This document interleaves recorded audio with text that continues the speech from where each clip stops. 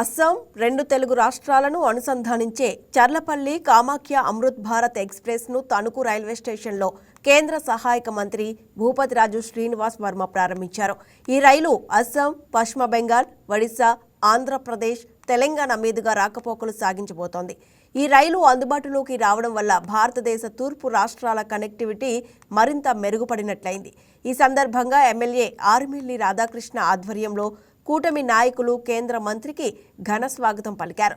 ప్రధాని మోదీ నాయకత్వంలో దేశంలో ప్రజా రవాణాకి కొత్తగా వందే భారత్ ట్రైన్లతో పాటు డబుల్ లైన్లు ఏర్పాటు చేయించి కార్గో వ్యవస్థని కూడా పటిష్టం చేయడంతో కూటమి ప్రభుత్వం ముందుకు వెళ్తుందన్నారు.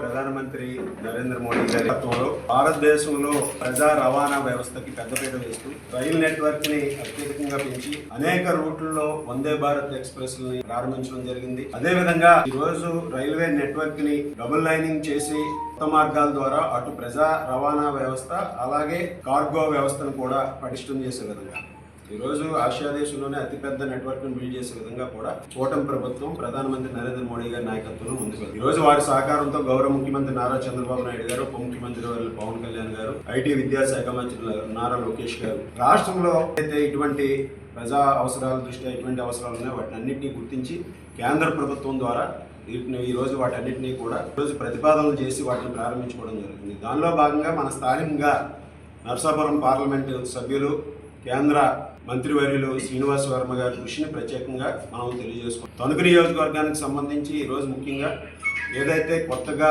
ఈరోజు ఒక నూతనంగా ట్రైన్ని ప్రారంభించి అటు అస్సాంలో ఉన్నటువంటి కామాక్షి దేవాలయం ఉన్నటువంటి కామాఖ్య నుంచి చర్లపల్లి వరకు కూడా ఈరోజు ఒక నూతన రైలుని ప్రారంభించుకోవడం చాలా సంతోషం. వారి చేతుల మీదుగా మన తణుకు పట్టణంలో ఉన్నటువంటి రైలు స్టేషన్ ఈ రైలుని జెండా ఊపి ప్రారంభించారు మంత్రివర్యులు.